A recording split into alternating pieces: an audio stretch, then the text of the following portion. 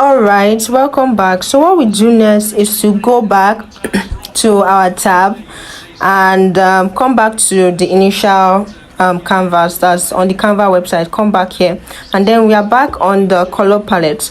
So you have copied the color code for the color that you want. So what you do is click on that plus button. You can see I've taught you this before about values and saturation. I told you before that the x-axis is for saturation and the y-axis is to change your values, the values of the color. So so that just is the y-axis for value, the x-axis for saturation. So now we have our copied color code. So what I want to do next is to insert the color code that I already copied. So I'm just going to remove that one and clear it out, and then paste the color code that I already copied. I'm going to paste it, and by the time I paste it, the color will just come out automatically. The color will come out automatically. So paste, click on paste, and you can see the pink that I want is out. Yay! So the pink that I want is out, and the black colored element has changed now to pink in the shade that I want. So I'm just going to resize it and put it and properly align it to the text on the canvas. So I'll go back to nudge and use my nudge to move it upward. Click on the upward arrow and take it upwards. Okay, so just keep clicking until you get to the position that you want, where the element is perfectly aligned with the text. So I have it now at the middle. So next I can align it to the right or align it to the left, wherever I want it to be. So put everything, bring everything to be closer, and I don't want too much space. I don't want too much space in between the work, so it will look organized and neat. So I just have to bring them closer using my nudge feature. I can take it to the upward, downward, to the left, or to the right. So I just keep clicking until I get the perfect alignment that I have in my head. Okay, when creating, you have to have an idea of what you actually want. So in my head, I know that what I want is something that looks similar or is exactly like this first design I made. So I must make sure that my text and my elements are perfectly aligned and sized in the right shape and size that I have as an imagination or image in my head. So I looked at it before and I was like, okay, this is not what I thought it would look like. So I have to try to arrange it, I have to try to resize it, I have to try to color it to the point that I want it to. So I want the text to be bigger, so I went to edit the font size and I brought it down to 350.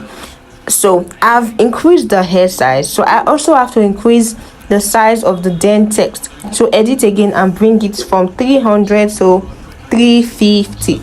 So it's now the same size as the other text. And the next thing, we go back to making sure that the texts are perfectly aligned. Okay, do not forget to make use of your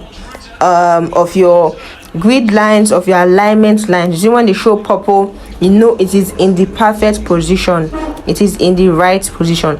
So while doing this design, the mistake I made was that I forgot about the side alignments on either side, but I will not be able to go back to that, so we don't waste too much time. This video is already becoming very, very long, so I'm just going to leave it like this and show you exactly how I achieved the first design. So now I have the text, both text on either side perfectly aligned. So I want the hair and the dent to be very close to the element. So I'm just going to move it using my nudge. Okay, so I'm just going to click on nudge and move it forward.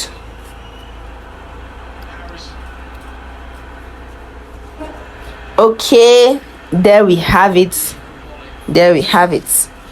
All right, so next we make a duplicate. Okay,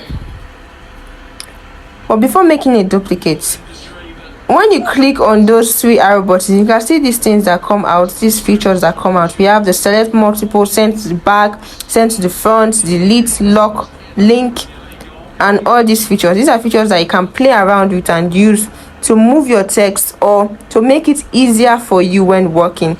But firstly, now, to make this design similar to the initial one I created, I have to duplicate and use effects. Now this video is about the shadow effect, so I'm going to show you how to apply effects to make the text pop out on the canvas. So this is the shadow effect. In this shadow effect, you can actually edit it. You can increase or decrease the offset, you can increase or decrease the direction. You can take the direction towards the left. That's where you want the shadow to appear in. Is it on the left part of the text or the right part? So you can increase or decrease it. Then you can also increase the blur, take it to 0, or you can reduce it, take it to 0, or increase it. Then the next thing we have is transparency. So these are all features or characteristics of a shadow, and you can just edit it any way that suits you until you are satisfied and fine with it. So I have edited it. I put my transparency at 100. My transparency is at 100, my blur is at 0, and the color of my shadow is black. You can also change the color. You can see now when I change the color, it has this pink shadow all around it, green and other colors, but I want it to be black because I just want the image to pop and look bolder. I do not want it to be overly highlighted. So I'm just going to edit that duplicated text and take it back and make sure I align it to fall exactly on the initial or original text.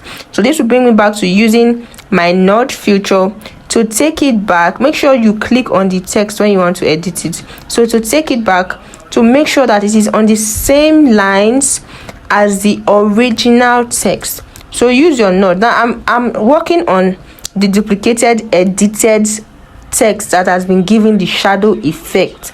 So I'm going to use nudge to place it exactly on the original text, and I have done that now.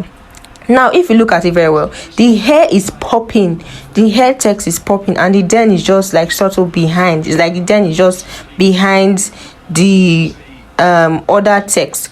So we want to do the same thing that we applied on the hair. We're going to apply it to the den text. The same thing that we applied, we're going to apply it to the den text. But firstly, for the hair, it's not exactly still on the same line. You have to watch it very well to ensure that it fits in properly. There's no, like, it should not show that there's a text upon another text.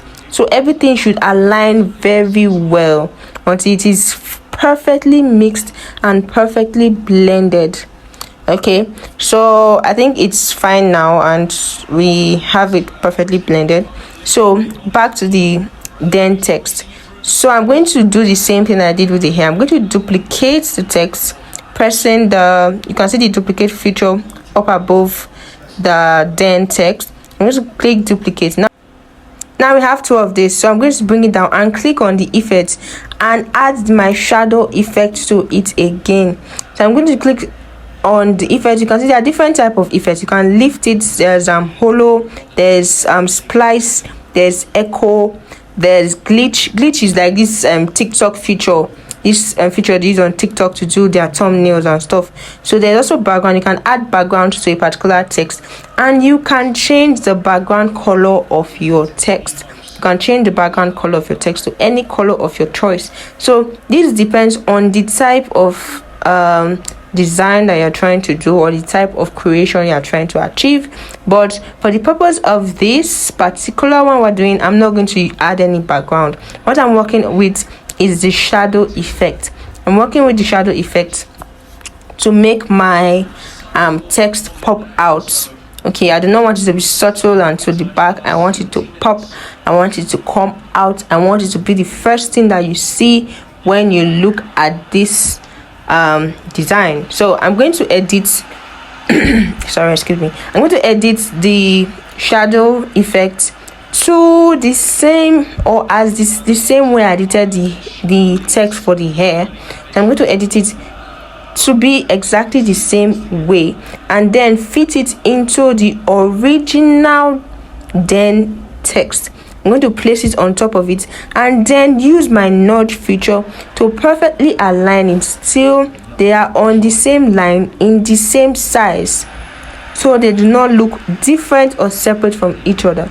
So I've achieved that, and now the next thing I want to do is to properly size my elements. To properly size the element I use, the element I use is a black lady with a curly hair emoji. That is the key word. Okay, so I'm going to properly size it and then use my notch feature to make sure that it is close to my text. You do not want it far away from the text because it's just going to look weird. So I want it to be at the middle. Remember, I said you have to have a design creation in your head or an imagination of what you want to achieve. So I know what I want to achieve. I know what I want my canvas or what I've designed to look like. So this is me trying to make sure it does look like that. Okay, so I'm just going to make sure I align it to look like this original design that I did. You can see now I've done the second one and it is not far apart. They are not far apart. So I have done the edits.